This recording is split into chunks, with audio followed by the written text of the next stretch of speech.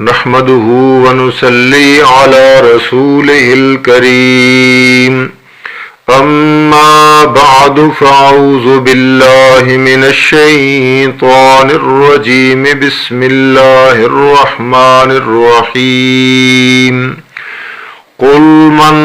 كان عدوا لجبريل فإنه نزله على قلبك بإذن الله مصدقا لما بين يديه وهدى وبشرى للمؤمنين آمنت بالله صدق الله العظيم۔ انتہائی قابل احترام سامعین ذی وقار، آپ حضرات کی خدمت میں سورۃ البقرہ کی آیت نمبر 97 تلاوت کی ہے، اور اس آیت میں اللہ تعالی نے یہودیوں کے ایک شبہ کا جواب دیا ہے، جو شبہ انہوں نے حضرت محمد صلی اللہ علیہ وآلہ وسلم کی نبوت پر اور نازل ہونے والے قرآن پر کیا۔ اس شبے کا جواب اللہ تعالیٰ نے اس عنوان کے ساتھ دیا کہ جب انسان کو حق بات اچھی نہ لگے تو وہ فرشتوں کا بھی دشمن بن جاتا ہے۔ اس آیت میں اس عنوان کے تحت کیا مسائل اور کیا موضوع نکلتا ہے جو آج ہمارے معاشرے کے لیے، ہم مسلمانوں کے لیے کیا پیغام لاتا ہے، اس کو بھی ہم بیان کریں گے۔ سب سے پہلے آپ اس آیت کا ترجمہ سماعت کر لیں تاکہ بات کو سمجھنا مزید آسان ہو جائے۔ قل فرما دیجئے میرے پیغمبر، من کانا عدوا لجبریل، پس جو ہے تم میں سے جبریل کا دشمن، فإنہ نزلہ علی قلبک بإذن اللہ، تو بے شک اس نے نازل کیا یہ قرآن آپ کے دل مبارک پر اللہ کے حکم سے، مصدقا لما بین یدیہ، تصدیق کرنے والا ہے وہ قرآن اس کی جو اس سے پہلے نازل ہو چکی، وہدی اور ہدایت ہے، وبشری للمؤمنین اور ایمان والوں کے لیے خوشخبری ہے، بشارت ہے۔ یہ آیت کا ترجمہ میں نے آپ کی گوش گزار کیا ہے، جس میں آپ بخوبی سمجھ سکتے ہیں کہ یہ آیت تو اللہ تعالیٰ نے جس طرح یہودیوں کے متعلق نازل کی ہے، اس میں میرے اور آپ کے لیے بھی ایک بہت بڑا پیغام ہے، بہت بڑا میسج ہے، جو ہمارے لیے نہ صرف دینی معلومات ہے، دینی رہنمائی کرتا ہے، بلکہ عام طور پر ہمارے معاشرے میں بھی، دنیاوی طور پر بھی اس طرح کا ایک جب کوئی موقع بن جائے تو ہم کس طرح اپنی بات سے یا دوسرے کی بات سے انحراف کرتے ہیں، اس کا بھی اس آیت میں اشارہ ہے۔ سب سے پہلے تو آپ یہ بات سمجھ لیں کہ یہ جو آیت ہے، یہ اس کا جو شان نزول ہے اور اس کا جو پس منظر ہے، یہودیوں کا ایک گروہ تھا، اس کے متعلق اللہ تعالیٰ نے اس آیت کا نزول کیا کہ اگر وہی حضرت میکائیل لاتے تو ہم مان لیتے، لیکن چونکہ وہی حضرت جبریل لائے ہیں تو اس لیے ہم ان کے دشمن ہیں، ہم جبریل کی لائی ہوئی شریعت کو، جبریل کے لائے ہوئے پیغام کو، اس کے قرآن کو ہم نہیں مانتے ہیں۔ یہ تفسیر کی ہے تفسیر ابن کثیر نے اور تفسیر طبری نے، یہ آپ وہاں پر حوالہ دیکھ سکتے ہیں۔ اصل جو مسئلہ تھا وہ فرشتہ نہیں تھا، بلکہ اصل مسئلہ یہ تھا کہ جو وہ پیغام لاتا تھا ان کی خواہشات کے مطابق چونکہ نہیں آیا تھا، تو تعصبات اور جو خود ساختہ مذہبی طور پر انہوں نے اجارہ داری بنا کے رکھی تھی، چونکہ یہ پیغام یعنی جو قرآن کی شکل میں آیا، جو حضرت جبرائیل کے ذریعے آیا، تو اس وجہ سے چونکہ ان کی اجارہ داری ختم ہوتی تھی، لہذا انہوں نے بنیاد پہ ہاتھ رکھا کہ چونکہ ہمارا جبرائیل کے ساتھ تنازع ہے، جبرائیل کی ہم بات کو نہیں مانتے ہیں، یہ ہمارے آباء و اجداد کو سزا دینے والا ہے، تباہ و برباد کرنے والا ہے، لہذا اس کی وجہ سے، اس کے ذریعہ سے جو قرآن نازل ہوا ہے ہم اس کو نہیں مانتے۔ یہ آیت کا جو شان نزول ہے میں نے آپ کے سامنے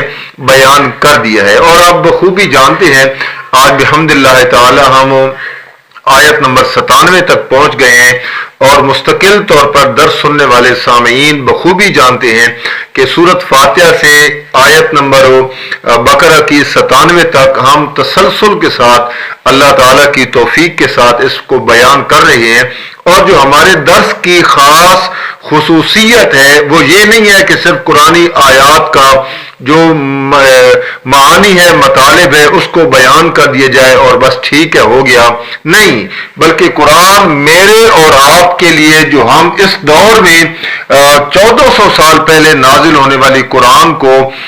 کتاب کو پڑھ رہے ہیں، اس کی ورق گردانی کر رہے ہیں، یہ قرآن فہمی کر رہے ہیں، قرآن میرے اور آپ کے لیے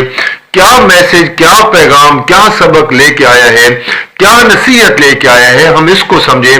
تب جا کر قرآن کا جو اصل نزول کا مقصد ہے وہ حل ہوتا ہے، وگرنہ تو سابقہ اقوام کے جو قصص ہیں، انبیاء کے واقعات ہیں، کامیاب ہونے والوں کے واقعات ہیں، ناکام ہونے والوں کے واقعات ہیں، جو اللہ کے عذاب کا شکار ہو گئے ان کے واقعات ہیں، جو عذاب سے بچ گئے ان کے واقعات ہیں، ہمارے لیے کیا سبق ہے؟ تو ہم نے وہ وجہ نکالنی ہے کہ جن قوموں پر اللہ کا عذاب آیا وہ عذاب کیوں آیا؟ اگر وہی نشانیاں، وہی علامات، وہی خباستیں، وہی کرتوت میرے اور آپ کے اندر بھی پائے جاتے ہیں تو پھر ہم بھی اللہ کے عذاب میں کسی نہ کسی صورت، کسی نہ کسی شکل میں مبتلا ہو سکتے ہیں۔ اور جو قومیں، جو افراد، جو حضرات اللہ کے عذاب سے بچ گئے ان کے اندر کون سے اوصاف تھے، کون سی نشانیاں تھیں، کون سی خوبیاں تھیں کہ وہ اللہ کے عذاب سے بچ گئے؟ اگر ہمارے اندر وہ آلریڈی موجود ہیں تو فابہہ، یہ بہت بڑی نعمت ہے، اگر نہیں ہے تو ہمیں چاہیے کہ ہم اسی طرح اپنے آپ کو ڈھالیں۔ یہ ہوتا ہے قرآن کا جو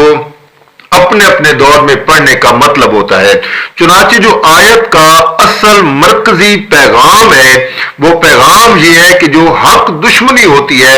اس کی اصل وجہ کیا ہے؟ تو اصل وجہ یہ ہے کہ جب انسان کو حق بات اچھی نہیں لگتی، جب حق اس کے مفادات، انا اور خواہشات کے خلاف ہو تو وہ کیا کہتا ہے؟ وہ پیغام کو نہیں مانتا۔ مثلا ایک بندہ حق کا داعی کہلاتا ہے، ایک بندہ واعظ کہلاتا ہے، ایک بندہ مصلح کہلاتا ہے، ایک بندہ سفید پوش کہلاتا ہے، ایک بندے کا بھرم رکھا ہوا ہے کہ وہ معاشرے میں بالکل نیک اور پارسا ہے۔ جب اس کے خلاف کوئی ایسا واقعہ بن جاتا ہے جو حقیقتاً اس سے یہ فعل سرزد ہوا ہوتا ہے تو وہ اس بات کا انکار کر دیتا ہے کہ میں تو اس کو نہیں مانتا، چونکہ یہ میری عزت کے خلاف ہے لہذا میں اس کو نہیں مانتا۔ تو قرآن کہتا ہے کہ پھر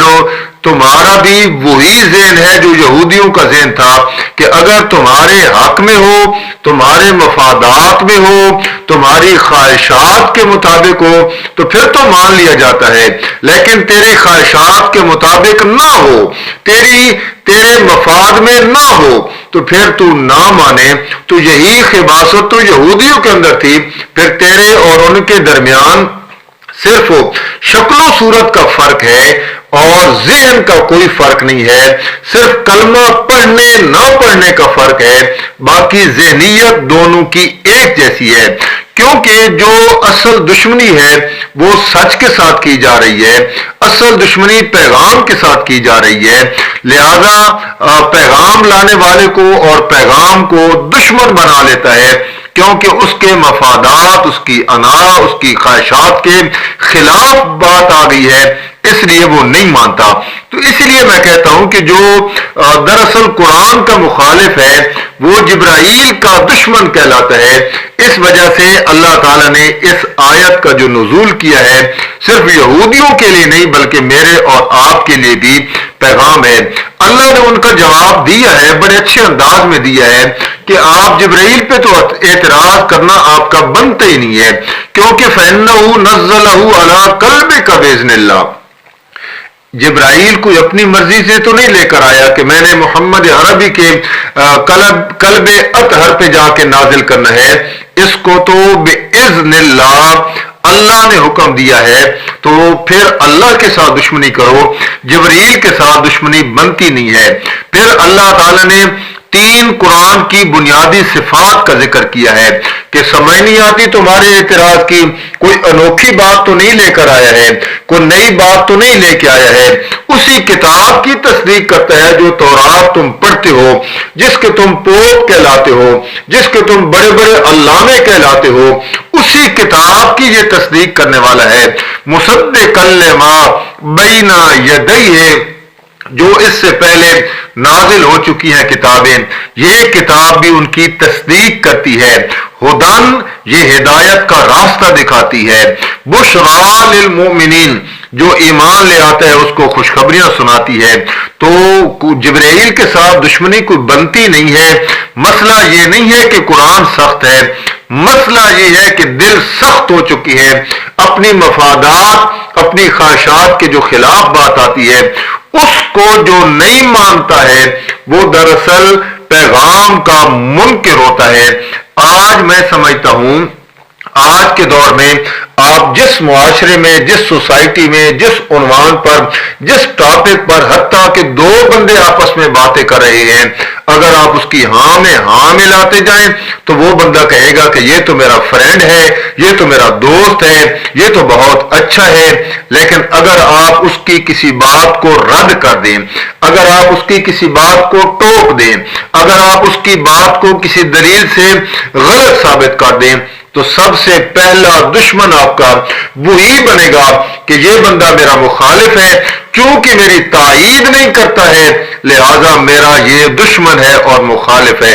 اگر آپ اس کی ہاں میں ہاں ملاتے ہیں تو وہ مانتا ہے، ہاں میں ہاں نہیں ملاتے ہیں تو وہ دشمن بن جاتا ہے۔ لہذا آج ہمارے دور میں فرشتے تو موجود نہیں ہیں، لیکن اللہ کا قرآن سنانے والے تو موجود ہیں، اللہ کا دین بتانے والے تو موجود ہیں۔ اس لیے ہمیں جب دین کی بات اچھی نہیں لگتی ہے، دین اچھا نہیں لگتا ہے، تو ہم کہتے ہیں یہ مولوی جو ہے نا یہ بڑے انتہا پسند ہیں، یہ عالم جو ہے نا باچو یہ زمانے سے پیچھے چل رہی ہیں، دقیانوسی نظام انہوں نے بنا کے رکھا ہے، انہیں کیا پتہ ہے بادشاہ رنگین دنیا کے رنگین کارنامے، انہیں کیا پتہ ہے، یہ پرانے زمانے کی باتیں سنا رہے ہیں، پرانے زمانے کی باتیں، پرانے زمانے کا کلچر، پرانے زمانے کی جناب باتیں بتا بتا کے بچوں کا ذہن خراب کرتے ہیں۔ لہذا ان کی بات نہ سنی جائے۔ ماڈرن دور ہے، ماڈرن دین چاہیے۔ خواہشات نفس کے دور میں ہمیں یہ باتیں اچھی نہیں لگتی ہیں۔ آج کا انسان اسی وجہ سے آزادی کے نام پر کتنے گناہ کرتا ہے، ترقی کے نام پر کتنی بے حیائیاں کرتا ہے، برداشت کے نام پر حق و باطل کے تمیز جو ہے وہ مٹاتا چلا جاتا ہے، اسے کوئی سمجھ نہیں لگتی ہے میں کیا کرتا جا رہا ہوں، کیا نہیں کرتا جا رہا ہوں۔ اسی لیے جب قرآن ان سب پر روک ٹوک لگاتا ہے، قرآن ہمیں سخت لگتا ہے، دین ہمیں تنگ نظر لگتا ہے اور دین کے نمائندے ہمیں دشمن لگتے ہیں، اس لیے ہم پیغام سنانے والے کو کبھی کبھی جناب ہیٹر کہہ دیتی ہیں، کبھی کبھی ججمنٹل کہہ دیتی ہیں، یعنی یہ تو نفرت پھیلانے والا بندہ ہے۔ دین تو بادشاہ محبت کا پیغام دینے کے لیے آیا ہے، یہ نفرت سناتا ہے، نفرت کے پیغام دیتا ہے، لہذا اس کی بات نہ سنی جائے۔ میرے بھائیوں، خدا را قرآن پڑھیں، قرآن پڑھیں۔ قرآن دنیا کی سب سے میٹھی زبان ہے، قرآن دنیا کی سب سے میٹھی کتاب ہے۔ محمد عربی صلی اللہ علیہ وسلم دنیا کے سچے انسان ہیں، ان کا دین بھی سچا ہے اور ان کی شخصیت بھی سچی ہے، لہذا وہی بات جو اللہ کا قرآن کہے، وہی بات جو محمد عربی کہے، وہی سچی ہو سکتی ہے۔ صحابہ نے جس طرح عمل کر کے دکھایا ہے اسی میں کامیابی ہے۔ اللہ سے دعا ہے اللہ عمل کی توفیق عطا فرمائے۔ وما علینا الا البلاغ۔